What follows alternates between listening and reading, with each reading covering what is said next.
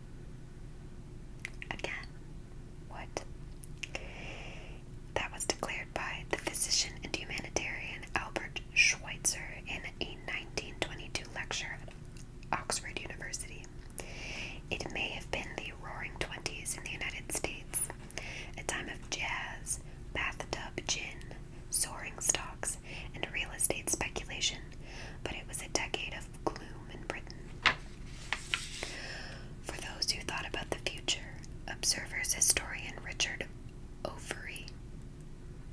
Yikes. Richard Overy. The prospect of imminent crisis, a dark new age, became a habitual way of looking at the world.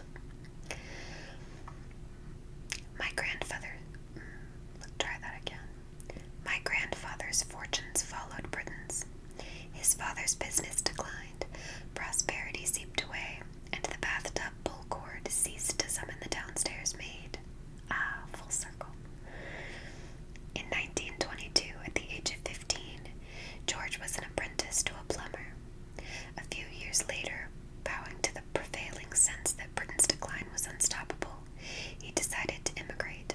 A coin toss, heads Canada, tails Australia. Settled the destination. With $60 in his pocket, he landed in Canada. Nice, I'm in Canada. It was 1929. He had arrived just in time for the Great Depression. Damn. That's really unfortunate for him. Damn. That's not funny. It's a little bit funny. A horror throughout the industrialized world, the Great Depression was especially savage in North America. Half the industrial production of the United States vanished. 1/4 of workers were unemployed. Starvation was a real and constant threat for millions. Growing numbers of desperate, frightened people sought salvation in fascism or communism. In Toronto, Maple Leaf Gardens was filled to the rafters not for a hockey game, but a Stalinist rally. Oh God, urging Canadians to follow the glorious example of the Soviet Union. I am Canadian, and I did not know this. This is very interesting. I also have not read this book before. We're reading it together. Among the leading thinkers of the day, it was almost a truism that liberal democracy and free market capitalism were archaic, discredited, and doomed. Even moderates were sure the future would belong to very different economic and political systems. In 1933, the rise to power of the Nazis added the threat of what H.G. Wells called the Second World War in his sci-fi novel, The Shape of Things to Come. Wow, published the same year Adolf Hitler became Chancellor of Germany, The Shape of Things to Come saw the war beginning in 1940 and predicted it would become a decade-long mass slaughter, ending not in victory, but the utter exhaustion and collapse of all nations. Okay, so a bit dramatic, but not. That's a pretty good guess. Military analysts and others who tried to imagine another great war were almost as grim. The airplanes had been so wondrous to young boy in 1912 would fill the skies with bombs, they agreed. Cities would be pulverized. There would be mass psychological breakdown and social disintegration. In 1934, Britain began a rearmament program. I don't know what this word is. Rearmament.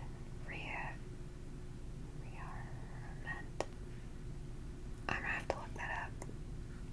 I hate when this happens. Okay, a something program. It would not afford for a war that it increasingly seemed it would not avoid. In 1956, as Nazi Germany grew stronger, the program was accelerated. Rearmament.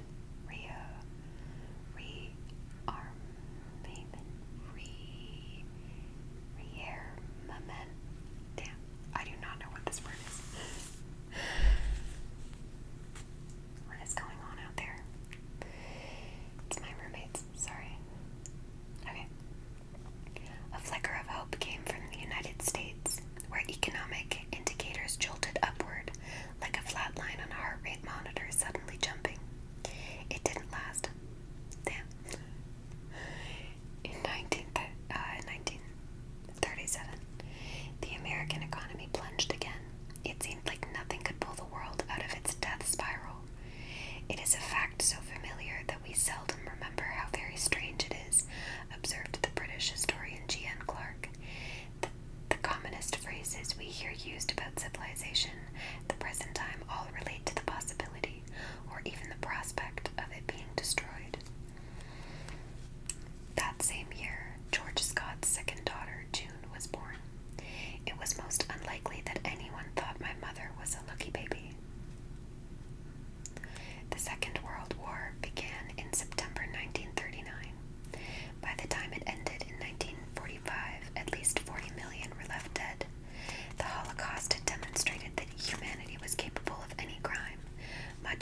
industrialized world had been pounded into rubble, and a weapon vastly more destructive than anything seen before had been invented.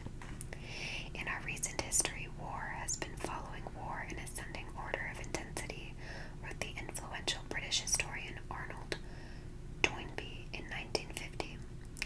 And today it is already apparent that the war of 1939 to 45 was not the climax of this crescendo movement. Ambassador Joseph Grew, a senior American Foreign Service officer, declared in 1945 that a future war with the Soviet Union is so sure as anything in the world. Albert Einstein was terrified.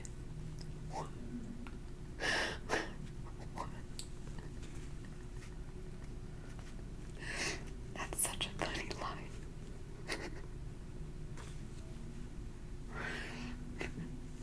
I think I'm just gonna start saying that to random things. Albert Einstein. Albert Einstein was terrified. Only the creation of a government that can prevent the impending self-destruction of mankind, declared the man whose name was synonymous with genius. Some were less optimistic.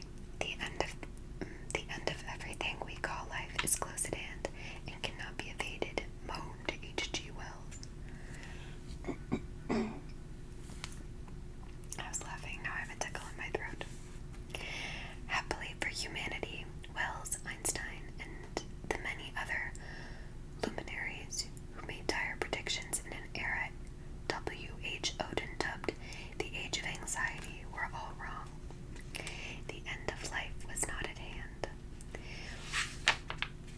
War did not come. Civilization did not crumble. Against all reasonable expectation, my mother turned out to be a very lucky baby indeed. Led by the United States, Western economies surged in the post-war decades. The standard of living soared, optimism returned, and people expressed their hope for a brighter future by getting married earlier and having children in unprecedented numbers. Baby boomers.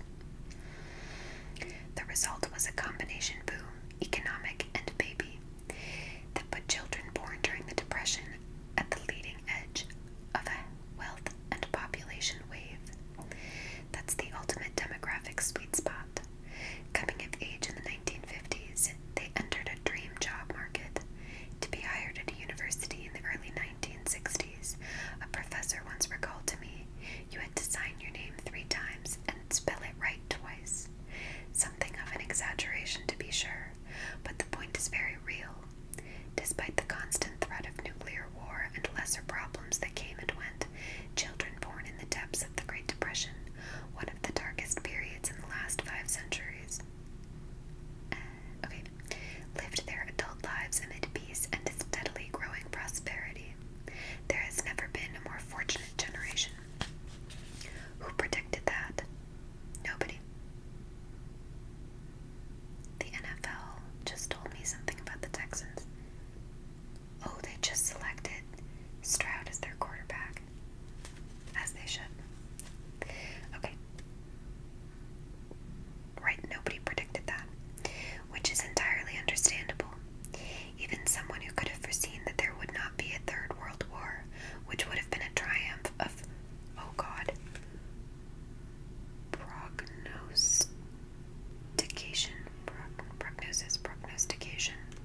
prognostication is what we're going with, in its own right, would have been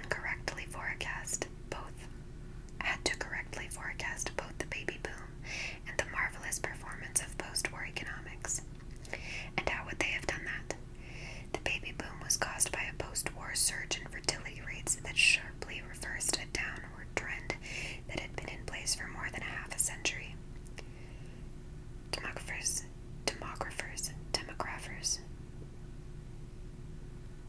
I know what that word means, but I don't know how to say it. Where does the emphasis go? Demographers.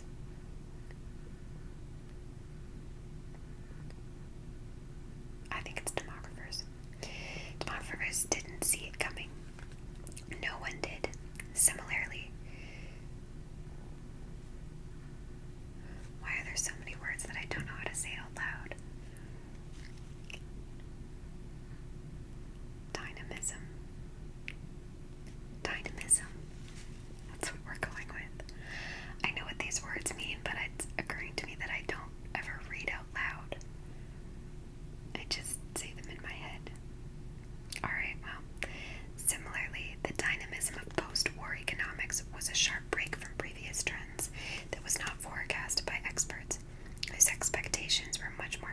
fantastic.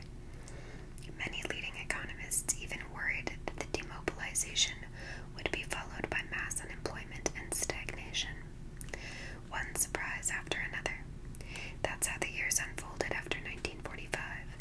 The result was a future that was as unpredictable as it was delightful, and a generation born at what seemed to be the worst possible time came to be a generation born at the most golden of moments. Okay, we're going to read another page or so. The desire to know the future is universal and constant as the profusion of the soothsaying techniques in human cultures, from goats' entrails to tea leaves, demonstrates so well. I didn't know about the goat's entrails. I know about tea leaves, though. It's interesting. But certain events can sharpen that desire, making it fierce and urgent. Bringing a child into the world is one such force. What will the world be like for my baby? My great-grandfather undoubtedly asked himself that question when his little boy was born in 1906. He was a well-read person, and so he likely paid close attention to what experts said. George Edward Scott was a very lucky baby, he would have concluded, and any intelligent, informed person would have agreed. 31 years later, when my grandfather held his infant daughter in his arms, he surely asked himself the same question, and he too would have paid close attention to what the experts said, and he would have feared for her future as any intelligent, informed person would have. My great-grandfather was wrong. My grandfather was wrong. All of those intelligent, informed people were wrong, but mostly the experts were wrong. They're wrong a lot, those experts. History is littered with their failed predictions. Damn. It's brutal. Whole books can be filled with them. Many have been. Jeez. Some failed predictions are prophecies of disaster and despair. In the 1968 book, The Population Bomb, which sold millions of copies, Stanford University biologist Paul Ehrlich declared the battle to feed all humanity is over. In the 1970s, the world will undergo famines. Hundreds and millions of people will starve to death in spite of any crash programs embarked upon now. Damn. But there weren't mass famines in the 1970s or in the 1980s, thanks to the dramatic improvements in agriculture collectively known as the Green Revolution, which were well underway by the time Ehrlich wrote his book. Food production not only kept up with population growth, it greatly surpassed it. Ehrlich thought that was utterly impossible, but it happened. Between 1961 and 2000, the world's population doubled, but the calories of food consumed per person increased 24%. In India, calories per person rose 20%. In Italy, 26%. In South Korea, 44%. Indonesia, 69%. China had experienced a famine that killed some 30 million people in the dark years between 1959 and 1961. But in the 40 years after that horror, China's per capita food consumption rose an astonishing 73%. And the United States, in the decades after the population bomb was published, fears that people would not get enough to eat were forgotten as American waistlines steadily expanded. Americans got fat. That's what this book just said. Now we know it's written by a Canadian. The already substantial consumption of the average American rose 32%, and the United States became the first nation in history to struggle with an epidemic of obesity. Damn. In 1977, President Jimmy Carter called for the moral equivalent of war, to shift the American economy off oil because he said the production of oil would soon fail to keep up with demand. Fact. When that happened, oil prices would soar and never come down again. Damn, Jimmy. What the heck? The American economy would be devastated, and the American